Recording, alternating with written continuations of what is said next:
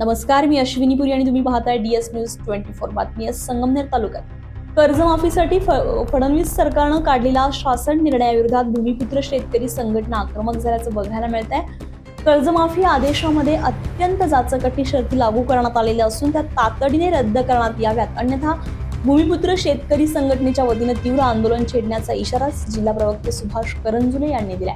त्यामुळे फडणवीस सरकारनं कर्जमाफीचा शासन निर्णय काढून राज्यातील शेतकऱ्यांची फसवणूक केली असल्यानं या निषेधार्थ भूमिपुत्र शेतकरी संघटनेचे संस्थापक संतोष वाडेकर यांच्या मार्गदर्शनाखाली तसेच जिल्हा संघटक संतोष वाबळे यांच्या नेतृत्वाखाली पारनेर तालुक्यातील म्हसनी सुलतानपूर येथे कर्जमाफी शासन निर्णयाची होळी करण्यात आली आहे। यावेळी फडणवीस सरकारच्या विरोधामध्ये शेतकऱ्यांनी तीव्र संताप व्यक्त केलाय, तसेच जाहीर निषेध करत जोरदार घोषणाबाजी करण्यात आली। तसेच फडणवीस सरकारनं कर्जमाफीसाठी लावण्यात आलेल्या अटी रद्द करा, कुठली अट न लावता सरसकट कर्जमाफी करा अशी मागणी यावेळी करण्यात आली। जिल्हा प्रवक्ते सुभाष करंजुले आणि शेतकऱ्यांनी DS न्यूज 24 शी बोलताना काय प्रतिक्रिया दिल्या बघूया।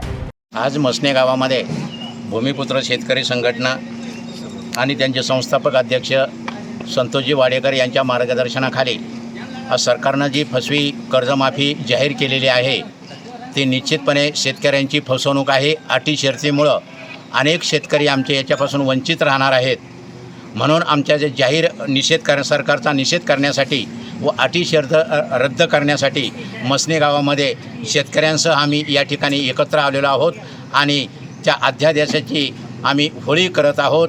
म्हणून महाराष्ट्र शासनाला विनंती आहे की आपण अटी शर्ती ताबडतोब रद्द करून सरसकट कर्जमाफी शेतकऱ्यांना व्हावी अशी भूमिपुत्र शेतकरी संघटनेची प्रमुख मागणी असून जर हे अटी शर्ती रद्द जर केल्या नाहीत तर पारनेर तालुक्यात कुठेही चाक फिरणार नाही, चक्का जाम आंदोलन आम्ही भूमिपुत्र शेतकरी संघटना आणि आम शेतकरी संघटना पारनेर तालुक्यातील करणार आहोत। याची सरकारने नोंद घ्यावी आणि सरकारचा जाहीर निषेध करतो।